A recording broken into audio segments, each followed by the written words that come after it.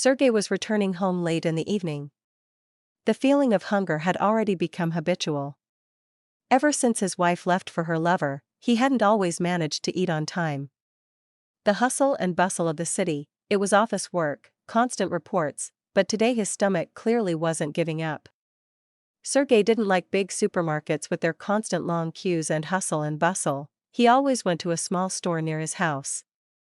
As usual, he entered, said hello, took bread from the shelf himself, sour cream from the refrigerator, dumplings from the freezer, and went to ASE to pay. Looking up at the girl, he hadn't seen her here before. Apparently, Tatiana had already gone on maternity leave. Hello, Sergei. Natalia? She seemed even thinner. There were bags under her eyes, probably from lack of sleep, but her eyes were still as beautiful, radiating kindness and warmth. Yes, it's me. Didn't you recognize me? I did. You've changed a lot. Well, yes. 8 years have passed. That'll be 15 euros. Yes, of course, here you go. He handed over the money, and Natalia gave him the change. An old lady came in, and Natalia turned her attention to her. Sergei took his bag and headed for the exit at a leisurely pace. Well, bye for now. Yes, bye. Sergei walked home, wondering how her life had turned out, whether she was happy. He got home, boiled some dumplings, ate, washed up, and went to bed. The next day at work, he kept thinking about the unexpected encounter with Natalia. He didn't even notice when Pavel entered the office. So, Sergei, spill it, who was she? Who? Do you think I don't see that you're distracted and thoughtful today? I've known you for so long. Come on, spill. I don't have anyone. Just met an old friend. Friend? Come on, buddy. Yes, we had a romance. We were friends for 2 years. She saw me off to the army. I received letters from her throughout my service. A month after demobilization, she suddenly disappeared, without explaining anything. At that time, I lived with my parents in the village. She was an orphan, with only a grandmother left. I went to her several times asking for Natalia's address, but she refused outright. I thought maybe she fell in love with someone else while I wasn't around and left far away. My parents were constantly trying to match me with Elena. She's the daughter of the local administration's head. That's why I moved here to the city later. I couldn't forget Natalia for a long time, and then I met Ekaterina. Ah, I see it all now. Well, I'll go work then. Pavel left. Here I am again, getting distracted. The quarterly report is not done again. I need to go urgently, or the store will close soon. I don't want to go to bed hungry. And maybe I'll be able to talk to Natalia. Approaching the store, Sergei saw Natalia already closing the door. Hi, Natalia, I'm completely late, aren't I? Hi. Yeah, I've already set the alarm. I see. Maybe I can walk you home, if your husband doesn't mind, of course. There's no husband, but there's no need to walk me home. What's the point of all this? Yes, stop it. It's already dark, I'm just seeing you off. I just want to chat with you. Besides, I need to find some 24-hour store anyway. Where do you live? Okay, let's go. It's about 3 blocks away, near the bus station. Let me take your bags. Natalia handed over the bags. They were indeed heavy. They walked in silence for about 10 minutes.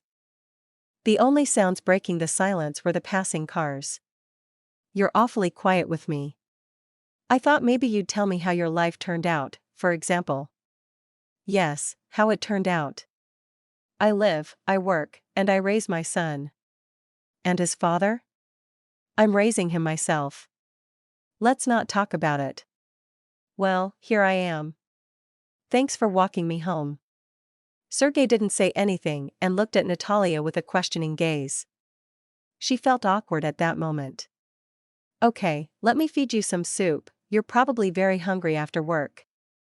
It was uncomfortable to refuse, and Sergei didn't want to go looking for a 24-hour store, so he gladly agreed. They entered the entrance. It was evident that people here lived modestly. Everywhere there were peeling paint, rusty pipes, broken steps, and ceilings that hadn't been whitewashed for a long time. Several cats were meowing under the stairs. On the second floor, Natalia found the doorbell. A minute later, a boy opened the door. She entered first, immediately kissed her son, and asked how he was doing. Then Sergei entered and greeted the boy. Natalia quickly changed into home clothes and invited them to the kitchen. Sergei washed his hands, sat at the table, and the boy sat next to him. "And what's the name of this little hero?" "Timofey, and yours?" "I'm Sergei." "Do you work with Mom?" "No, I'm an old friend of Mom's."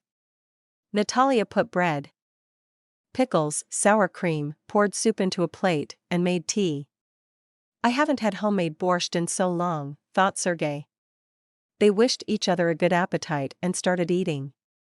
After finishing the tea, Sergei thanked for the delicious dinner and headed for the door, but Timofey pulled his sleeve and suggested playing checkers. Sergei agreed. Meanwhile, Natalia washed the dishes and hummed a song. They had fun playing 4 games with Timofey, but sleep was stronger. After putting her son to bed, Natalia offered her guest another cup of tea. While they were drinking tea, Sergei looked at her in silence. Then she abruptly broke the pause. "Yes, I lived with someone. Timofey was about 3 years old then. We lived with him, then he started to go out, to beat, to shout at Timofey often. Then I left him. It was difficult, of course. There was no one to leave Timofey with, and without money, what could I do? It's good that later I managed to get him into daycare and started working at the laundry myself." "I understand. I wanted to ask, why did you disappear then?" "Me? What do you think yourself? If I knew, I wouldn't be asking. I asked your grandmother, she didn't explain anything to me, didn't even give me your address. On that warm January day, I was going to your birthday, and I wanted to give you a very important gift. Near the gate, I accidentally overheard your mom talking to Elena. Your mom said, 'Elena, sweetheart, only you are suitable for him. Tell me, do you really think this orphan can become his wife?' I froze and couldn't decide to open the door. And when I did open it a crack, I saw Elena already standing on the threshold in your arms. And I thought you never showed up. Her parents invited her to my celebration, I didn't think she would come. Elena rushed at me from the doorstep and started hugging and congratulating me. I never had anything with her. I soon left for here." They sat for a while, reminiscing about the pleasant event. Then Sergei said goodbye, thanked for dinner, and left. On the way, Sergei pondered the twists of fate. After so many years, to meet Natalia again felt like no time had passed since their separation. He still looked at her with the same sincerity. Fool, he should have kissed her. The next day, Sergei deliberately went to that same store, with a big bouquet of roses, to meet Natalia again.